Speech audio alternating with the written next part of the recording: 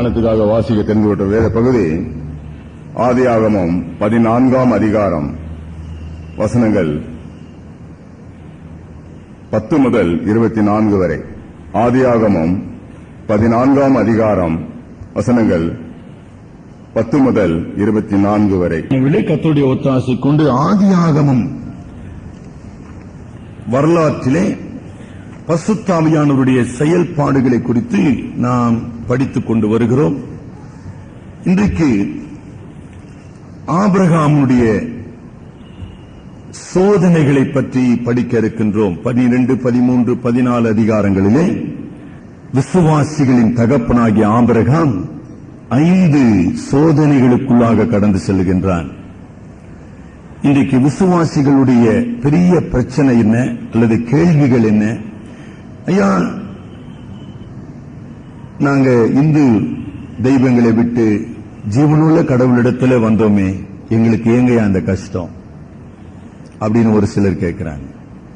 இன்னும் ஒரு சிலர் என்ன கேட்கிறாங்க, ஐயா நாங்க அதிகமா கடவுளை தேடுறோமே, கடவுளுக்கு பயந்து நடக்க விரும்புகிறோம், கடவுளுக்கு ஊழியம் செய்ய விரும்புகிறோம், எத்தனையோ காரியங்களிலே தியாகத்தோடு கடவுளுக்கென்று வாழ விரும்புகிறோம். ஆனால் எங்கள் குடும்பத்திலும் எங்கள் வாழ்க்கையிலும் சோதனைகள் அதிகமாக வருகிறதே, ஏன் சார் அப்படி இல்லீங்களா? ஆனா அதே நேரத்தில் கடவுளுக்கு பயப்படாம துன்மார்க்கமான வாழ்க்கையில கடவுளை நிந்தித்து வாழ்கின்ற மக்கள் நல்ல சுகத்தோடு இருக்கிறாங்க, ஜாம் ஜாமுன்னு இருக்கிறாங்க, செல்வம் கொளிக்கிறாங்க. அது எப்படி சார்? அது எங்க சார் கடவுள் நீதி செய்கிறார் என்று சில நேரத்தில் நம்ம கேட்கிறோம். இப்படி நம்ம சுற்றியுள்ள உலக மக்களுடைய செழுமையை பார்த்து அல்லது அவர்களுடைய இந்த உலகத்துக்கு அடுத்த சம்பத்துகளை பார்த்து பல விசுவாசிகள் இடறுகிறார்கள் அல்லது சோர்ந்து போகிறார்கள். எனக்கு அருமையானவர்களே, அது முற்றிலும் தவறான ஒரு மனப்பான்மை, ராங் ஆட்டிடியூட். ஆண்டவர் மிக அழகாக சொன்னார், நீங்கள் இந்த உலகத்துக்கு உரியவர்கள் அல்ல. ஏன் நீங்க உலக மக்களை போல வாழ விரும்பணும்? இந்த உலகம் அவர்களுடையவர்களை நேசிக்கும், அவர்களுடையவர்களை அது ஆதரிக்கும்.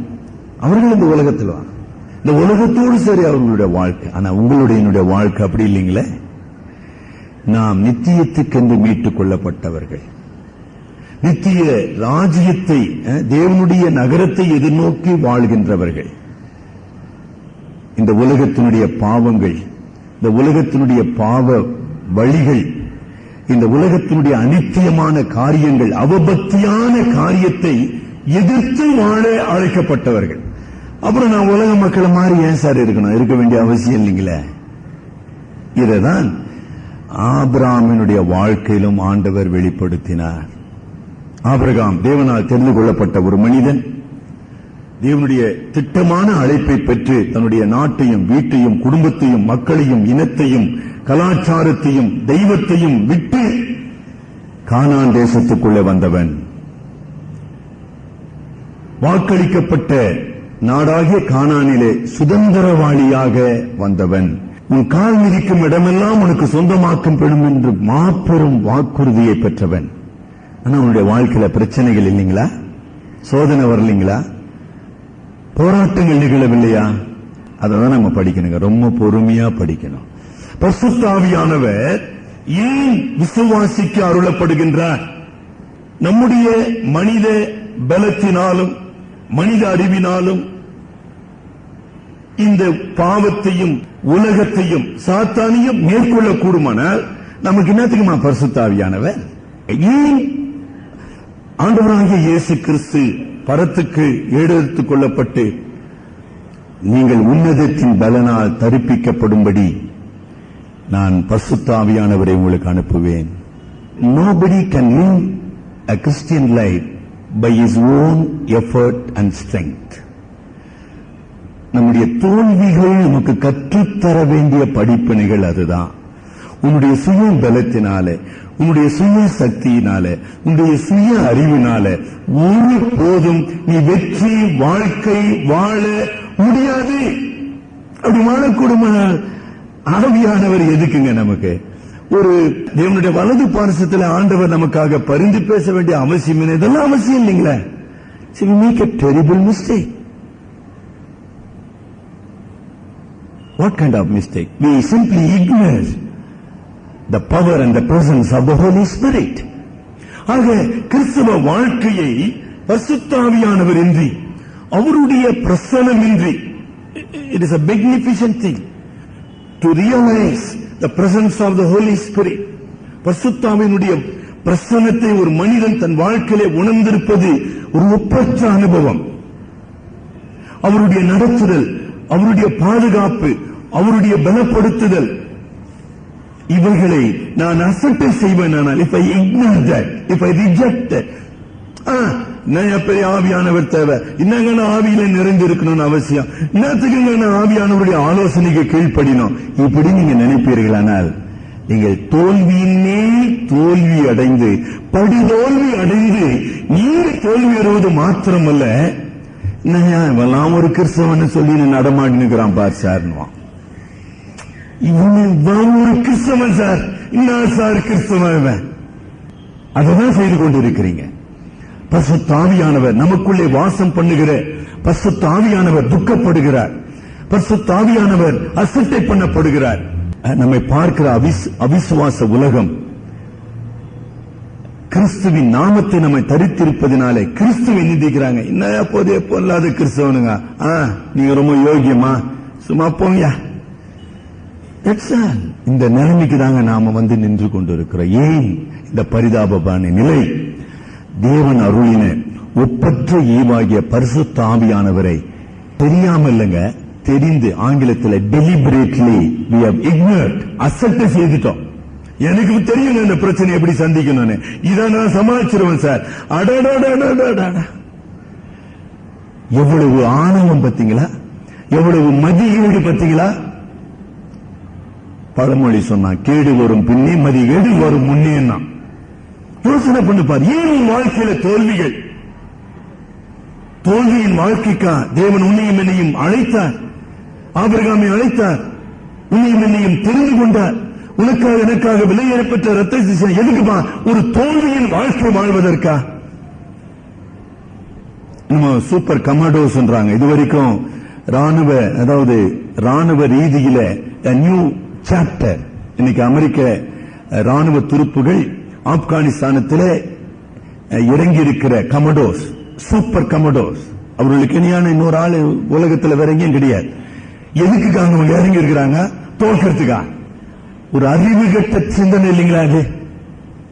Just imagine.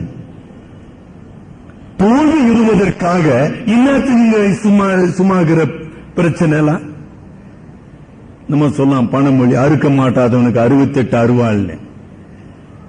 சிந்திக்க முடியல. எப்படி சிந்திக்கிறீங்க நீங்க? அப்ப அந்த கேள்வி கேட்டீங்களா? ஏன் என் வாழ்க்கையில தோல்வி? உடனே சொல்ற வேண்டியதான், ஐயா எனக்கு வர சோதனை மாதிரி யாருக்கும் கிடையாது, இது ஒரு பொய். உங்களை மாதிரி சோதனை யாருக்கு இல்லைங்களா? எவ்வளவு பெரிய பொய்க்குள்ள வாழ்ந்து கொண்டு இருக்கிறோம். டிசப்ஷன் ஆங்கிலத்தில் சொல்றோம். நான் பல முறை சொல்வேன், சாத்தான் is a very real enemy. அதுவே நம்ம மறந்துடுறோம். ரொம்ப கன்வீனியன்ட்லி we forget. சாத்தா இருந்துன்னு போறான் சார் எங்கனா அப்படி நம்ம நினைக்கிறோம். சாத்தானுடைய மிக தந்திரமான பணி விசுவாசினுடைய சிந்தையிலே தவறான எண்ணங்களை விதைத்து விடுவது. implanting false deceptive motives, illusionary values. ஏவாள் ஒழுங்கா இருந்தா அவகிட்ட சாத்தினா அப்படியே தெய்வமா மாறிடுவா. ஒரு பொய்யான சிந்தனையை உள்ள போட்டா போயினான். எனக்கு அருமையானவர்களே, தேவன் நம்மை பரிசுத்தத்துக்கு என்று அழைத்திருக்கிறார். தேவன் நம்மை ஜெய கொள்ளுகிறவர்களாக வாழும்படி அழைத்திருக்கிறார். 12, 13, 14 அதிகாரங்களிலே 5 விதமான சோதனைகளை ஆபிரகாம் சந்திக்கின்றான். அவன் விக்கிரக ஆராதனை செய்கின்ற ஊரில் இருந்து கானானுக்குள்ள வந்தான். கானான்ல பாத்தீங்கன்னா விக்கிரகங்களை கும்பிடுகிற கானானியர் இருக்கிறாங்க. அவனை எதிர்க்கிற மக்கள் அங்கு வாழ்ந்து கொண்டு இருக்கிறாங்க. 12ஆம் அதிகாரத்தின் மத்திய பகுதியிலே பஞ்சம் உண்டானது. 12ஆம் அதிகாரம் 10ஆம் வசனம். அந்த தேசத்திலே பஞ்சம் உண்டாயிற்று. தேசத்திலே பஞ்சம் கொடிதாயிருந்தபடியினால் ஆபிராம் எகிப்து தேசத்திலே தங்கும்படி உடனே அறிவுபூர்வமா சிந்தனை பண்ணா, மனுஷீகமா செயல்பட்டா. ஐயோ, அவன் மட்டும் இல்ல, அவன் கூட நம்பி இருக்கிற குடும்பம், மிருகங்கள், பாகனம். என்ன சார் வழி? எகிப்துக்கு போயிடு. நம்மளும் அதான் செய்யறான். என்ன சார் வேலை கிடைக்கல? என்னங்க வழி? லஞ்சம் கொடுத்துரு. என்ன சார் கல்யாணம் ஆகலையா? எப்படியாச்சும் கழிச்சிடு. இந்துவா இருந்தாலும் சரி, எப்படி இருந்தாலும் விசுவாசம் அப்புறம் பாத்துக்கலாம் சார். அதெல்லாம் கல்யாணம் நடக்கணும் சார். நீங்க என்ன சார் நீங்க உடனே அப்படி செஞ்சு அதுதான் செஞ்சான். அது செய்யறதுக்கு ஆபிரகாம் ஆண்டவர் தெரிந்து கொண்டார். எகிப்துல போய் வாழ்ந்தானா? போய் பேசினான். ஒரு கடவுளை அறியாத பார்வோனு ஆபிரகாமுக்கு புத்திமதி சொல்ற வழியா போச்சு. ஏண்டா பாவி, உன் பொண்டாட்டிய போய் சகோதரி செய், என்ன வேற பாவம் செய்ய வச்சேடான்றான். எமன்கிட்ட இருந்து எமன் புத்தி கேட்க வேண்டிய நிலைமை ஆயிடுச்சு. இது ஆவியானவர் நடத்தினாரா? செய்யறதெல்லாம் நம்ம செய்ய வேண்டியது. அப்புறம் என்ன சொல்றது? ஐயோ கடவுள் கை விட்டாருங்க. ஏன் கை விட்டாரு? உன்ன ஒரு சுய நினைவுல பேசுறோமா? I listening to people talking like that. ஐயா கடவுள் கை, என்னங்க இது? கடவுள் எப்படி கைவிடுவாரு? நீ கைவிட்டுட்டமா கடவுளை? நீ கடவுளுடைய வழிகளை மறந்துட்ட. நீ கடவுளுக்கு துரோகம் செஞ்சிட்ட. அதுதான் உண்மை. கடவுளையே கைவிடுற. வாக்கு மாறாத தேவன் உன்னை பஞ்சத்துல வச்சு உன்னை மாட்டி வதிக்கின்றதா கடவுளுடைய சித்தம்? என்னை சோதித்து பார். சங்கீதம் 37:25. என்ன அருமையான வாக்கு. ஒரு உதாரணம். சங்கீதம் 37:25. முதிர் வயது உள்ளவனுமானேன், ஆனாலும் நீதிமான் கைவிடப்பட்டதையும் அவன் சந்ததி அப்பத்துக்கு இறந்து திரிகிறதையும் காணவில்லை. அப்ப கடவுள் உன்னை கைவிட்டுருவாரப்பா?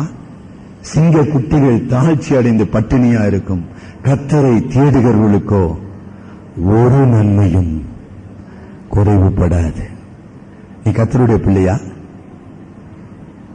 டிசப்ஷன். ஐயோ கடவுள் எங்க செய்ய போறாரு? அது எப்படி நடக்கும்? ஆத்திரக்காரனுக்கு புத்தி மட்டு. ஆபிரகாம் ஆண்டவர் சொல்லவே இல்லை, நீ அமர்ந்திருந்து நானே தேவன் என்று அறிந்து கொள். உன்னுடைய சகல தேவைகளை நான் சந்திக்க வல்லவன். சோதனை. உணவு முக்கியமா? எகிப்தினுடைய உணவு முக்கியமா? தேவனுடைய நாமத்துக்கென்று பரிசுத்தத்தை காத்துக் கொள்வது முக்கியமா? அந்த சோதனையை நம்ம 12ஆம் அதிகாரத்தில் அந்த 16ஆம் வசனம் படிங்க. 12ஆம் அதிகாரம் 16ஆம் வசனம். அவள் நிமித்தம் சாராளை அவன் போய் சொல்லி என் சகோதரின்னு சொன்னா, உன்னை பார்வோன் சாராளை கூட்டு போயிட்டான். சாரோளின் நிமித்தம் அவன் ஆபிரகாமுக்கு தயை பாராட்டினான். ஆடு மாடுகளும் கழுதைகளையும் வேலைக்காரரும் வேலைக்காரிகளும் கோழிகள் கழுதைகளும். He became the landlord over a night சொல்லுவாங்க ஆங்கிலத்தில். லாட்டரி அடிச்சதுன்னு சொல்றோம், லாட்டரி சீட் அடிக்குதுங்களா, அந்த மாதிரி. ஒரு இரவுக்குள்ளாக ஒரு பரதேசி ஒரு மாபெரும் சீமானாக மாற்றப்பட்டான். இதுக்காக தான் எகிப்துக்கு போனியா? ப்ரொஃபஷனல் வாலிப மக்கள் வேலை வேலைன்னு வேலை செய்யக்கூடாதுன்னு சொல்லுங்க. வேலை ரொம்ப முக்கியம். பட்டினியா இருக்க சொல்ல, சோம்பேறியா இருக்க சொல்ல, பிச்சை எடுக்க கடவுள் சொல்லவே இல்லை. வேலை செய்ய வேண்டும். ஆனா வேலை எதற்கு? என்னுடைய தேவைகளை சந்திப்பதற்காக தவிர என்னை சீமானாக மாற்றுவதற்காக அல்ல. என்ன சார் இந்தியாவில் சம்பளம் திருப்பி அமெரிக்காவில் சம்பாதிக்கணும் sir. Dollar, you must earn in dollars, not in rupees. இப்படிலாம் கணக்கு போட்டுக் கொண்டிருக்கிற வாலிப உலகம். வில்லியம் கேரி சொன்னார், நான் செருப்பு தைக்கிறேங்க. By profession I am a cobbler. செருப்பு தைக்கிறேன். எதுக்கு தெரியுங்களா? சாப்பிடுவதற்காக. ஆனா என்னுடைய வேலை என்ன தெரியுங்களா? கிறிஸ்துவை சாட்சி பகருவது. என்னுடைய தேவைகள், அடிப்படை தேவைகள் சந்திப்பதற்கு தான் ஒரு வேலை. ஆபிரகாமை நல்ல எத்தனையோ நல்ல பண்புகள் நம்ம படிக்க போறோம், அதெல்லாம் இருந்தது. அப்புறம் கொஞ்சம் மெட்ராஸ் மொழியில சொல்லுவாங்க, பால் மாறிட்டான். He made a compromise for living, for food. ஆண்டவராய் இயேசு கிறிஸ்துவுக்கு வந்த முதல் சோதனை அதுதான். இந்த கல்லுகள் அப்பமாக நீ செய்யலாமே. ஆக அப்பத்துக்காக அப்பத்தை தெரிந்து கொள்வதா, கர்த்தருடைய வசனத்தை தெரிந்து கொள்வதா? ஆண்டவர் சொன்னார், மனுஷன் அப்பத்தினால் மாத்திரமல்ல, அப்பம் தேவையில்லைன்னு சொல்லல, அப்பத்தினால் மாத்திரமல்ல தேவனுடைய வாயிலிருந்து புறப்படுகிற வார்த்தையினாலே மனிதன். ஆக ஒரு விசுவாசியாக நான் தீர்மானிக்க வேண்டியது, நான் தெரிந்து கொள்ள வேண்டியது, அப்பமா வசனமா, வாழ்வா வாக்கு தத்தமா? நான் அப்பத்தை தெரிந்து கொள்வேனானால் அப்பத்தை தெரிந்து கொள்ளலாம். ஆபிரகாம் தெரிந்து கொண்டான். ஆனால் வாக்கு தத்தம் அவனை பின் சென்றதா? இல்லை. எகிப்தில பலியிட்டானா? எகிப்தில தேவனை தொழுது கொண்டானா? எகிப்திலே அவன் ஆசீர்வாதம் உள்ளவனாக இருந்தானா? இல்லை. 17ஆம் வசனம் படிங்க. என்ன பண்ணாருமா? பாதித்தார். He has become a curse to Pharaoh. 12ஆம் வசனத்துல உன்னில் 12ஆம் வசனம் 12ஆம் அதிகாரம் 3ஆம் வசனத்துல பூமியில் உள்ள வம்சங்கள் எல்லாம் உனக்குள் ஆசீர்வதிக்கப்படும் வாக்குத்தத்தத்தை பெற்ற ஆபிரகாம் பார்வோனுக்கு சாபமாக மாறி போனான். கிறிஸ்தவ வாழ்க்கைனா, நான் அப்பத்தை தெரிந்து கொள்ளும் போது கடவுளுடைய வசனங்களை என்னை பின்தொடர முடியாது. நான் கடவுளுடைய வசனத்தை தெரிந்து கொள்ளும் போது அப்பம் என்னை பின்தொடரும். முதலாவது தேவனுடைய ராஜ்யத்தும் அவருடைய நீதியை தேடுங்கள், அப்பொழுது இவைகள் எல்லாம் கூட கொடுக்கப்படும். என்ன பிரமாதம்! இன்னைக்கு என்னத்துக்குங்க கவலை நமக்கு? தேவனுடைய சமூகத்தில் ஆராதிக்க வந்திருக்கிறோம், தேவனை தொழுது கொள்ள வந்திருக்கிறோம். ஆனா தொழுது கொள்ள முடியாதபடி உலகத்தின் கவலை, உலகத்தின் பயம், உலகத்தின் மயக்கம். ஐயோ இது போயிடுமா, அது ஆயிடுமா, எது ஆனா என்ன? நமக்குள்ள அந்த தெளிவு வரலைங்களே. வாக்கு தத்தம் பண்ணப்பட்ட தேசத்திலே பஞ்சம் வர முடியும். ஆண்டவர் தானே சார் அந்த வேலையை கொடுத்தார். அங்க பிரச்சனை வரலாம், ஏன் வரக்கூடாது? வேலையில வரலாம். ஆண்டவர் தானே சார் இந்த மனைவியை கொடுத்தார், ஆண்டவர் தான் சார் இந்த கணவனை கொடுத்தார், அங்க பிரச்சனை வரக்கூடாது, வரலாம். எதற்காக? உன்னுடைய விசுவாசம் சோதிக்கப்பட வேண்டும். சோதிக்கப்பட்டதா? உலக சம்பத்தை ஆபிரகாம் சேர்த்துக் கொண்டானே ஒழிய தேவனுடைய ஆசீர்வாதத்தை அவன் பெற்றுக் கொள்ளவில்லை. மாறாக அவன் பார்வோனுக்கு சாபமாக்கப்பட்டான். பார்வோனுடைய முன்னிலையிலே அவன் கூனி குறுகி போகவே. என்னப்பா உன்னதமான தேவனுக்கு ஊழியக்காரன்ற இந்த மாதிரி போய் பேசிய சின்ன விஷயமா நம்ம நினைக்கிறோம். ஆனா அருமையானவர்களே, அந்த இடத்துல ஆபிரகாம் சாத்தானுக்கு ஒரு துணையா போயிட்டாங்கம்மா. என்ன சொன்னார் ஆண்டவரே? உன் வம்சத்திலே பூமி ஆசீர்வதிக்கப்படும். அது எதை சொன்னாரு? உன்னுடைய வம்சத்திலே மேசியா, உலகத்தின் இரட்சகராகிய இயேசு கிறிஸ்து பிறக்க போகிறார். ஆக சாராள் வாக்குத்தத்தத்தின் புத்திரனாகிய ஈசாக்கை விசுவாசத்தினாலே பெற்றெடுக்க வேண்டும். அதை தடை செய்வதற்காக சாத்தான் என்ன செய்யறான்? எகிப்துக்கு போன இடத்துல, நல்லா கவனிச்சீங்களா? கானான் தேசத்துல இருந்தா பிரச்சனை சாப்பாட்டு பிரச்சனை, சாப்பாட்டு பிரச்சனை.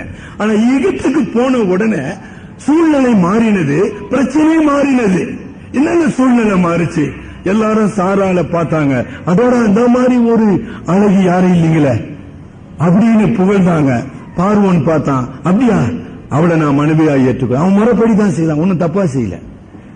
அந்த நிகழ்ச்சி நீங்க படிக்கும் போது பார்வோன் தப்பு செய்யவில்லை. கடவுளை அறியாத புறஜாதியான், மெய்யான தேவனை அறியாத புறஜாதியான் தவறு செய்யவில்லை. ஆனா ஆபிரகாம் தவறு செய்தான். கவனிச்சீங்களா? சூழ்நிலை மாறி போச்சு. ஆக ஒரு தவறான சூழ்நிலையில ஒரு விசுவாசி செல்லும் போது சாத்தான் அவனை வழி நடத்த முடியும். இங்கு சாராள் பார்வோனால அவள் மனைவியாக மாற்றப்பட்டிருப்பாளானால் எப்படி இன்றைக்கு நீங்களும் நான் ஆசீர்வதிக்கப்பட்டிருக்க முடியும்? எவ்வளவு பயங்கரமான ஒரு காரியம். ஆகையினாலே தேவன் என்ன செய்தார்? சாராளுடைய கற்பை பாதுகாக்கும்படி பார்வோனை வாதித்தார். பார்வோனை வாதித்தது மாத்திரமல்ல, 19ஆம் வசனம் 20ஆம் வசனம் படிங்க. அது தீமை செய்ய எவ்வளவு நேரம் ஆயிருக்கும் பார்வோனுக்கு? இமேஜின், நம்மை நாமே இந்த உலகத்தினுடைய பழிக்கு, பாவத்துக்கு, கோபத்துக்கு நாமே போய் மாட்டிக்கிறோம். பிரச்சனை ஒரு சோத்து பிரச்சனை, ஆனா விளைவுகள் வித்தியாசமான விளைவுகள். இன்னும் நம்ம வாசிக்கிறோம் ரோமர் 14 அதிகாரம் 21 வசனத்தினுடைய கடைசியில, விசுவாசத்தினால் வராதது எதுவும் பாவம். ஆபிரகாம் விசுவாசி, சாரா ஒரு விசுவாசி, ஆனா அவருடைய வழிகள் என்னமா? சுய வழி, சுய சித்தம், சுய லாபம். அது ரெண்டுத்தையுமே நம்ம வச்சுக்க முடியாதுங்கம்மா. விசுவாசம்னா விசுவாசம், அவ்வளவுதான். சுயனா சுயம். ஆக விசுவாசத்தின் வழி உலகிற்கு ஆசீர்வாதத்தை கொண்டு வரும். அது யோசேப்பானாலும் சரி, தானியேல் ஆனாலும் சரி, தாவீதானாலும் சரி, இது யாரானாலும் சரி, விசுவாச வழி மாத்திரமே இந்த பாவ உலகத்துக்கு, சபிக்கப்பட்ட மனுக்குலத்துக்கு தெய்வீக ஆசீர்வாதங்களை கொண்டு வர முடியும். மனித சித்தம், மனித வழி இந்த உலகத்துக்கு சாபத்தை கொண்டு வரும். சாபத்தை கொண்டு வரும். அததான் நம்ம முதலாவது பார்க்க. இரண்டாவது சோதனை 13ஆம் அதிகாரத்தில் இங்கு ஆபிரகாமுக்கு லோத்துக்கும் ஏற்பட்ட ஒரு சிக்கல். லோத், அவனுடைய வேலையாட்கள், அவனுடைய மந்தை அங்கு பெருகினது. இவர்களுடைய மந்தையினுடைய தேவையை இவர்கள் குடியிருந்த அந்த இடம் சந்திக்க முடியவில்லை. ஆகவே என்ன செய்தாங்க? 2 பேரும் பிரிய வேண்டிய ஒரு சூழ்நிலை ஏற்பட்டது. ஆனா இதுல ஆபிரகாம் இந்த சோதனையிலே வெற்றி கொண்டான். என்ன சோதனைமா? நான் பெரியவனா, லோத்து பெரியவனா? எனக்கு கடவுள் வாக்குத்தத்தம் கொடுத்தாரா, லோத்துக்கு கொடுத்தாரா? எனக்கு ஒரு காரியத்தை தீர்மானிப்பதில், அது குடும்ப சூழ்நிலையா இருக்கலாம், எந்த சூழ்நிலையா, எனக்கு முதலிடமா, அடுத்தவனுக்கு முதலிடமா? எனக்கு முதல் உரிமையா, மற்றவனுக்கு முதல் உரிமையா? இன்னைக்கு அதான் சார் பிரச்சனை. சபையில என்னங்க பிரச்சனை? நான் பெரியவன் சார், நான் பாஸ்டருங்க, நான் சொல்றது நீ செய்வா. நீ என்னப்பா பாஸ்டர்? ஒரு வருஷம் தான் நீ வந்து, நான் இந்த சபையில 10 வருஷம் டீக்கன், நான் சொல்றதை நீ செய். நான் பெரியவனா, நீ பெரியவனா? ஆனா அந்த சோதனையில ஆபிரகாம் வெற்றி கொண்டான். லோத்து ஒரு மகன் போன்றவன் இல்லையா? அந்த லோத்துக்கு அவன் விட்டு கொடுத்தான். முதலிடத்தை விட்டு கொடுத்தான். Importance, priority, right. ஏன்னா இன்னைக்கு கூட கலாச்சாரத்துல, குடும்பத்துல பெரியவர்கள் தான் தீர்மானிக்க வேண்டும் இல்லையா? சொத்து பங்கிடுறது, பல விஷயம் இன்றைக்கு அதே நிலைதான் ஆபிரகாம். ஆனா தன் மகனாகிய லோத்துக்காக அவன் தன்னுடைய முதலிடத்தை, உரிமையை விட்டு கொடுத்தான். இங்க அங்க ஒரு 2 பேருக்கு சண்டை வந்துச்சுங்க, பிரச்சனை வந்துச்சு, வேலைக்கார மத்தியில பிரச்சனை. உடனே ஆபிரகாம் என்ன செய்திருக்கலாம்? அவனுடைய அதிகாரத்தை பயன்படுத்தி, டேய் போனா போதுன்னு உன்னை கூட்டின்னு வந்த, இப்ப வந்து எனக்கு என்னையே எதிர்க்கிற அளவுக்கு நீ வந்துட்டா, மரியாதை போடா அப்படி சொல்லிருக்கலாம்ல, விளக்கு அடிச்சிருக்கான்ல, செய்யலையே. அதாவது அங்க கவனிக்க வேண்டிய உண்மை, இப்ப ஆபிரகாமுடைய சிந்தையில இந்த உலக சொத்துக்கள் அல்ல, உலக ஆஸ்திகள் அல்ல, இந்த பூமியை எப்படி எனக்கு சொந்தமாக்குவது என்பதை பற்றி முக்கியத்துவம் அல்ல.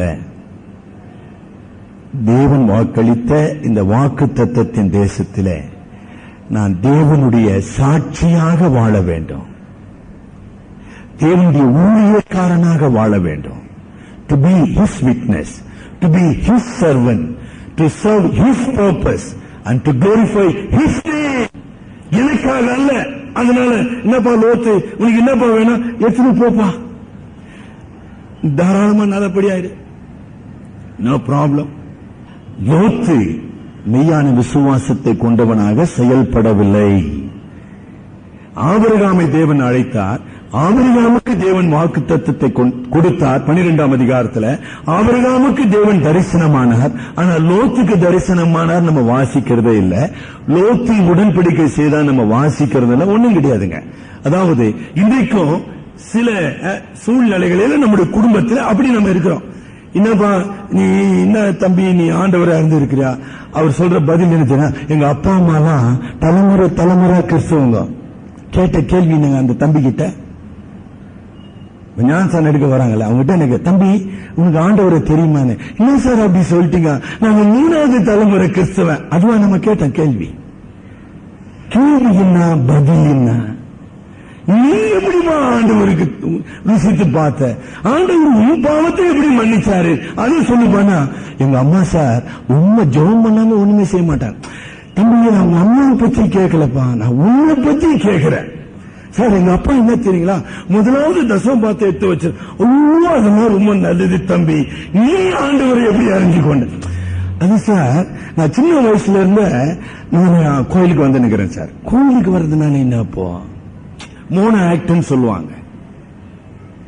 கேட்ட கேள்வி என்ன, நீ ஆண்டவர் இயேசு கிறிஸ்துவின் ரத்தத்தினால் உன் பாவம் மன்னிக்கப்பட்டதா, எஸ் ஆர் நோ, 2 பதில் தான் சொல்லணும். எங்க தாத்தா ஊழியம் செய்தாரு, எங்க அப்பா பிரசங்கியாரு, ஐயோ.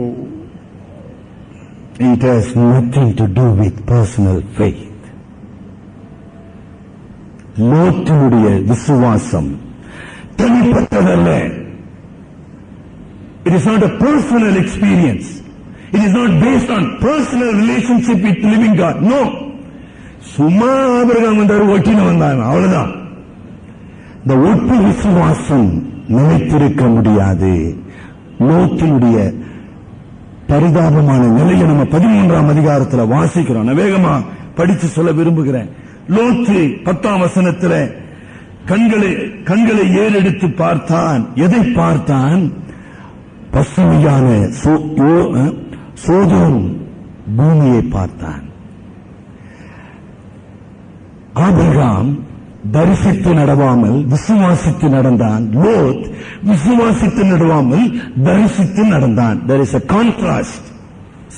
சமமான லோத் என்ன செய்யலாமா, அது எப்படி இருந்ததாமா, சமமான பூமி, யோர்தான் நதிக்கு அருகான சமமான பூமி, கர்த்தருடைய தோட்டத்தை போலவும் எகிப்து தேசத்தை போலவும் தன்னுடைய வாழ்க்கைக்கு இந்த உலகத்தினுடைய செழுமை. நிறைய பேரு செப்டம்பர் 11ஆம் தேதிக்கு முன்னதாக America America America America America, கனவெல்லாம் அமெரிக்கா, இதயமெல்லாம் அமெரிக்கா, பேச்செல்லாம் அமெரிக்கா.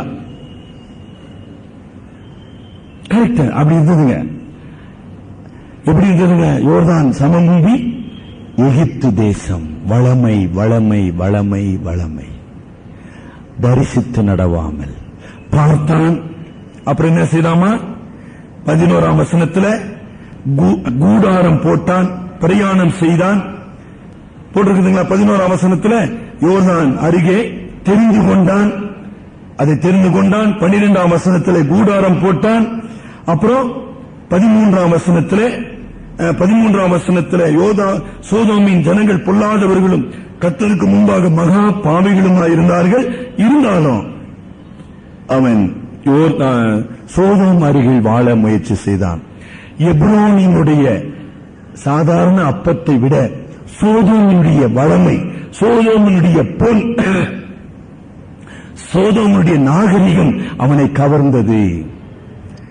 எப்ரோனிலே தேவனுடைய ஊழியக்காரனாகிய ஆபிரகாமோடு நட்புறவு கொண்டு கடவுளை அறிகிற அறிவிலும் விசுவாசத்திலும் வாழ்வதை விட தேவனுக்கு விரோதமான பொல்லாத ஜனங்களோடு மகா பாவிகளோடு உறவாடி வாழ லோத்து தீர்மானித்தான். யோசனை பண்ணி வாலிப சகோதரி, எதுக்குப்பா இந்த வேலையை தெரிந்து கொண்ட, ஏன் இந்த திருமணத்தை தெரிந்து கொண்ட? சார் நகை போடுறாங்க சார், சார் அது செய்யறாங்க சார், ரொம்ப நல்லது சார். சோதோம் குமாரா வா, மாறி போயிடும், விசுவாசத்தை விட்டு விலக முடியும். ஆமா, இட்ஸ் a great decision. வாழ்க்கை துணையை தெரிந்தெடுப்பது ஒரு பெரிதான தீர்மானம். தெரிந்து கொள்கின்றனா அல்லது தேவனுடைய வசனத்தை தெரிந்து கொள்ளினா, which is my choice? Is it bread or word of God? மனுஷன் அப்பத்தினால் மாத்திரமல்ல, தேவனுடைய வாயிலிருந்து புறப்படுகிற வாக்கு தத்தத்தினாலே பிழைப்பான். 14ஆம் அதிகாரத்துக்கு நம்ம வரலாம். 14ஆம் அதிகாரத்தின் ஆரம்ப பகுதியிலே இந்த சோதோம் குமாராவில் இருந்த 5 ராஜாக்களை அழிக்கும்படியாக மேலிருந்து ராஜாக்கள் வருகிறது. நம்ம ஏலாமின் ராஜாவாகிய கெர்தலா, கோமோ, இவர்கள் சண்டை நடக்குது. இந்த சம்பவத்தினுடைய உண்மையை 1974 ஆண்டு புதைப்பொருள் ஆராய்ச்சியின் மூலமாக இந்த சோதோம் குமாரா பட்டணங்கள் வரலாற்று பூர்வமான பட்டணங்கள், அதனுடைய நாகரிகம், அங்கிருந்த கலாச்சார உண்மைகளை இன்றைக்கு ஆராய்ச்சியாளர்கள் கண்டுபிடித்திருக்கிறாங்க. So it is historical fact. இது கற்பனை அல்ல, கதை அல்ல, புராணம் அல்ல, வரலாற்று உண்மை. சரி, அதெல்லாம் நமக்கு இருக்கட்டுங்க. இப்ப என்ன நடந்தது? ஆபிரகாம் வயசான கிழவன், அவன் சாவ போறான். நம்ம இந்த கானான் தேசத்துல இருந்தா எவனாச்சும் நம்மள அச்சுன்னு போனா யாரையா பாதுகாக்க முடியும்? இந்த கிழவனை பாதுகாப்பான் அப்படின்னு லோத்து ரொம்ப ரொம்ப பிரமாதமா சிந்தனை பண்ணாருங்க. ஆனா யாருக்கு இங்க ஆபத்து வந்துச்சு? மம்ரேயின் பள்ளத்தாக்கில் வாழ்ந்து கொண்டிருந்த ஆபிரகாமுக்கு அல்ல, நாகரிகம் வளர்ந்த பாதுகாப்பான சோதோமிலே வாழ்ந்த லோத்துக்கு தான் பிரச்சனை வந்தது. ஆக சோதோம் குமாரா போன்ற 5 பட்டணங்கள் சூறையாடப்பட்டன. இங்க நம்ம என்ன வாசிக்கிறோம்? 11ஆம் வசனத்தில் அவர்கள் சோதோமிலும் குமாராவிலும் உள்ள பொருள் எல்லாவற்றையும், போஜன பதார்த்தங்களை எல்லாவற்றையும் எடுத்துக்கொண்டு 12ஆம் வசனத்தில் லோத் அவனையும் அவன் பொருளையும் கொண்டு போய்விட்டார்கள். இப்ப ஆபிரகாம் இருக்கிறார். சித்தப்பா ஒருத்தன் ஓடி வந்து சொன்னான், சோதோம் குமாரெல்லாம் கொள்ளையடிச்சிட்டாங்க. அப்புறம் எப்படிப்பா என் அண்ணன் மகன் தானே, அவர் தாங்க முதல்ல பிடிச்சுன்னு போனாங்க. அப்படியா? போட்டோம் போட்டோம், நல்லா பட்டதான் தெரியும். நான் இருந்தா அப்படிதாங்க சொல்லியிருப்பேன். படவா ராஸ்கல், அன்னைக்கு ஏதாச்சும் புத்தி இருக்குதா? கடவுள் பயம் இருக்குதா? ஒண்ணும் கிடையாது.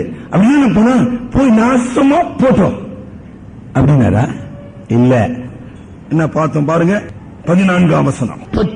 உடனே தன் வீட்டிலே பிறந்த கைப்படிந்தவர்களாகிய ஆட்களுக்கும் ஆயுதம் தரிப்பித்து அவர்களை தொடர்ந்து அவன் வேலைக்காரரும் துரத்தி முறிய அடித்து சகல பொருட்களையும் திருப்பி கொண்டு வந்தான். A man of action. எவ்வளவு வேகமா செயல்பட்டான் பாத்தீங்களா? ஏன் அப்படி செயல்பட்டான்? வெறும் பாசம் என்கிற அடிப்படையில் தானா? இல்ல, அதை விட சிறப்பான நிலையில இந்த 5 ராஜாக்கள். கொஞ்ச நேரம் யோசனை, யாருப்பா வந்து சண்டை போட்டது? ராஜாக்கள் சார். அவனுகிட்ட படைகள் இருக்கும், போர் வீரர்கள் இருப்பாங்க, ஆயுதங்கள் இருக்கும். இவங்கிட்ட இவன் ஒரு நாடோடி ஆச்சுங்களா, பரதேசி தானேங்க. ஆபிரகாம் ஒரு நாடோடி, நோமேட். ஆனா தன்னுடைய இந்த தீர்மானத்தை அவன் எடுக்கும்போது தன்னுடைய பலத்தையோ தன்னுடைய ஆயுத சக்தியையோ தன்னுடைய திறமையோ நம்பி அவன் எடுக்கவில்லை. தேவனுடைய வல்லமையை நம்பி, தேவன் என்னோடு கூட இருக்கிறார், கடவுள் என்னோடு கூட இருக்கிறார், இந்த கடவுள் என்னை வழி நடத்த முடியும் என்பதை நம்பி இங்கு ஆபிரகாம் உடனடியாக செயல்படான். ரொம்ப பாராட்டப்பட வேண்டிய ஒரு விஷயம். அப்ப ஒரு வியாக்கியானி ஜார்ஜ் வில்லியம்ஸ் இந்த இடத்தை விளக்கம் செய்யும் பொழுது, ஆபிரகாம் காலம் முதல் இன்று வரைக்கும் திருச்சபை இந்த உலகத்திலே போராடுகிற திருச்சபையா இருக்கிறது. Search is militant. திருச்சபைக்கு எதிராக இந்த உலகம், இந்த உலகத்தினுடைய மக்கள், இந்த உலகத்தினுடைய ராஜாக்கள், அவருடைய சக்திகள் என்ன செய்யப்படுதுங்க? எதிர்த்து போராடி கொண்டிருக்கின்றன. ஆக திருச்சபை விழிப்போடு, விசுவாசத்தோடு, மன உறுதியோடு, துணிவோடு உடனடியாக செயல்பட வேண்டும். தூங்கிக் கொண்டிருக்கிற திருச்சபை அல்ல. அதுதான் மிஷனரி பணி என்று நம்ம சொல்கின்றோம். மிஷனரி பணி என்பது நம்முடைய பலத்தினால் அல்ல, நம்முடைய சக்தியினால் அல்ல, தேவனுடைய பலத்தினாலே. என்ன நம்ம பார்க்கிறோம் இந்த சம்பவத்தில்? முதல் 3 படிப்பினைகள். திருச்சபைக்கு எதிராக பலமுள்ள சக்திகள் உண்டு, ஆனா திருச்சபைக்கு முடிவான வெற்றி உண்டு. அதான் வெளிப்படுத்தின விசேஷத்தின் செய்தி. இந்த உலகத்தில் பாடுகளை குறித்து, மாறுகின்ற ஆட்சிகளை குறித்து, திருச்சபைக்கு வருகின்ற துன்பங்களை குறித்து நீ பயப்படாதப்பா, திருச்சபை வெற்றி கொள்ளும். என்ன அற்புதமான செய்தி, என்ன அற்புதமான நம்பிக்கை, என்ன அற்புதமான உண்மை இல்லைங்களா? ஒருபோதும் நாம் தோல்வி அடைய மாட்டோம். ஆனா என்னமா வேணும்? யார் வெற்றி கொள்ள முடியும்? அங்க நம்ம வாசிக்கிறோம், ஆபிரகாமுடைய வீட்டில், விசுவாச வீட்டில் வளர்க்கப்பட்டவர்கள், பயிற்றுவிக்கப்பட்டவர்கள். உன்னுடைய விசுவாச சோதனையில நீ வெற்றி பெற வேண்டுமானால் விசுவாச வீட்டில் வளர்க்கப்பட வேண்டும், விசுவாச பயிற்சியில் பயிற்றுவிக்கப்பட வேண்டும். Trained once. அதான் கைப்படிந்தவர்கள் அங்க போட்டிருக்குது பாத்தீங்களா, பயிற்றுவிக்கப்பட்டவர்கள். திருச்சபை எதற்காக இருக்குது? உன்னை விசுவாசத்தில் பயிற்றுவிக்க, நல்ல போராட்டத்தை போராட, உலகத்தையும் பாவத்தையும் சாத்தானையும் எதிர்த்து போராடுவதற்காக உன்னை பயிற்றுவிக்க வேண்டும். அவர்கள் தான் ஜெயிக்க முடியும். Numbers is not important. ஆனா தேவன், நம்மை வழி நடத்துகிற தேவன் அங்கு முக்கியமானவர் என்பதை நம்ம பார்க்கிறோம். இங்கு ஆபிரகாமுடைய ஆட்டிடியூட் என்ன? லோத்தின் மீதும் சரி, சோதோம் குமாரா மக்கள் மீதும் சரி, அவனுக்கு நல்லா தெரியும். அங்க போட்டுருக்குது இல்லையா, சோதோமின் ஜனங்கள் பொல்லாதவர்கள். நம்ம படிச்சோம், நாசமா போங்கடா அப்படி சொன்னா இல்ல. In spite of their wickedness he had a concern and mercy. லோத்தின் மீது மாத்திரமல்ல, சோதோமின் மக்கள் மீது அவன் இரக்கம் உள்ளவனாக இருந்தான். அது மாத்திரமல்ல, லோத்தை அல்லது அந்த மக்களை காப்பாற்ற அவன் எல்லாவற்றையும் இழக்க ஆயத்தம் உள்ளவனாக தான். he took a risk. பெரிய விஷயம் சண்டைன்றது. உயிரோடு திரும்பி வருவோம் நிச்சயம் கிடையாது. ஆனா அதை செய்ய அவன் ஆயத்தம் உள்ளவனாக இருந்தான், வேகமாக செயல்பட்டான். அதே நேரத்தில் அங்கு 14ஆம் அதிகாரம் என்ன செய்யறாமா, உடனே 18ஆம் வசனம், அன்றியும் உன்னதமான தேவனுடைய சாலேமின் ராஜாவாகிய மெல்கி சேதேக்குக்கு படையெடுப்பதிலே உடனடியாக செயல்பட்டான். கடவுளுக்கு நன்றி சொல்வதிலே உடனடியாக செயல்பட்டான். ஆபிரகாமுடைய உள்ளம் பார்த்தீங்கன்னா, வெற்றி கொண்ட உடனே நான் பெரிய சூப்பர் ஆள் ஆயிட்டேன்னு சொல்லல. அவன் பணிவு, நன்றி உறுதல், தேவனுடைய இரக்கத்தினாலே, தேவனுடைய கிருபையினாலே நான் வெற்றியை பெற்றேன், தேவன் இந்த வெற்றி எனக்கு தந்தார் என்பதை அறிந்தவனாக தேவனை துதித்தான், நன்றி செலுத்தினான், காணிக்கை படைத்தான். 19ஆம் வசனத்தில் தேவனுக்கென்று தன்னை பரிசுத்தப்படுத்தினான். அந்த 19ஆம் வசனம், he consecrated himself again to the most high God. ஆண்டவரே, இந்த உலகம் அல்ல, இந்த உலகத்தின் பொருள்கள் அல்ல, நீ என் உன்னதமான தேவன், நான் உன்னுடைய அடியான். அதை அவன் அந்த தொழுகையிலே நன்றி செலுத்தி காணிக்கைப்படுத்தி தன்னை பரிசுத்தப்படுத்தினான். பின்னால் அடுத்த சோதனை அவனுக்குள்ள வந்தது. என்ன சோதனமா? 21ஆம் வசனத்துல, சோதோமின் ராஜா பொருள்களை நீர் எடுத்துக்கொள்ளும், ஜனங்களை எனக்கு தாரோனா.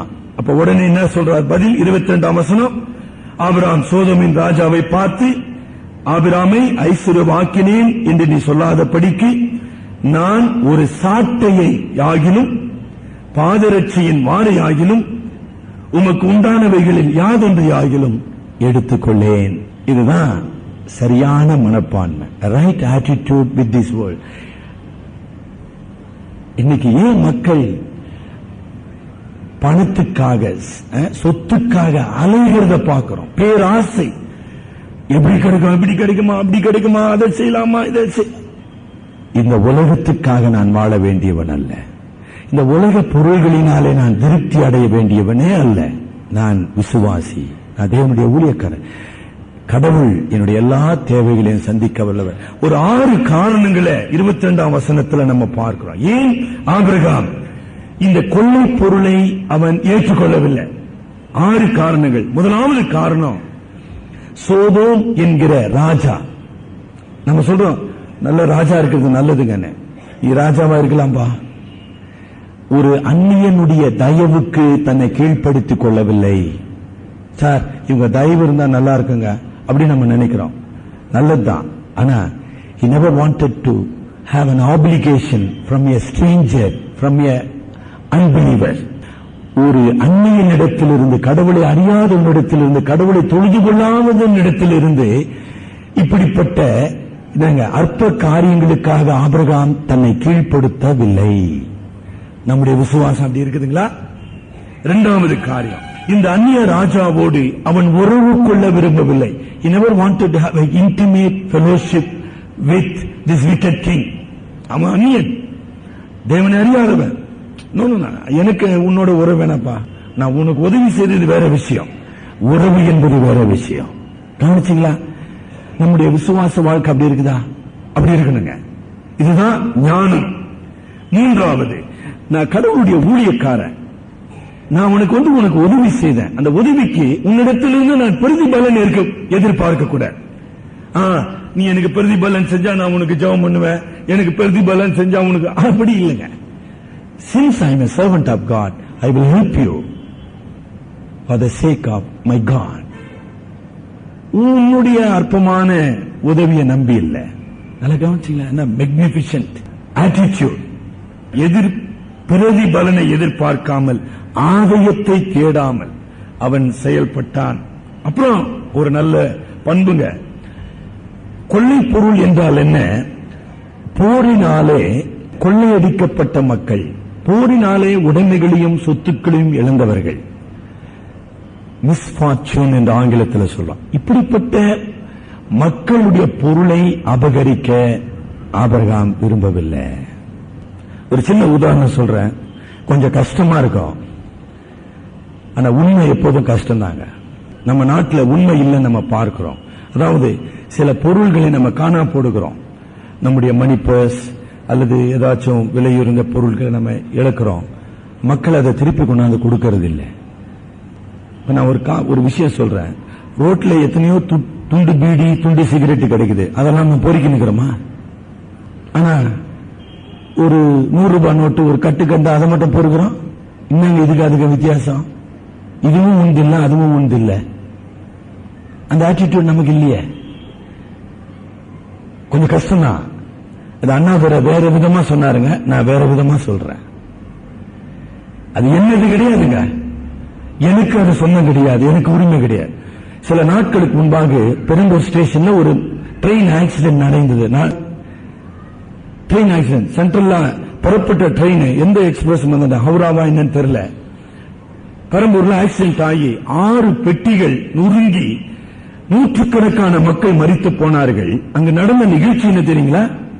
அங்க இருந்தவங்களா, அந்த மக்களிடத்திலிருந்து தங்க நகைகள், வாட்சுகள், அவங்களுடைய உடைமைகளை பறித்துக் கொண்டு ஓடினார்கள். பிறருடைய அவதியிலே என்னை வளர்த்துக் கொள்வதல்ல ஒரு விசுவாசினுடைய வாழ்க்கை. அதுதான் ஆபிரகாம் செய்யல. எனக்கு வேணாப்பா. ஐயோ, விசுவாசத்தினால் வராத எதுவும் பாவம்.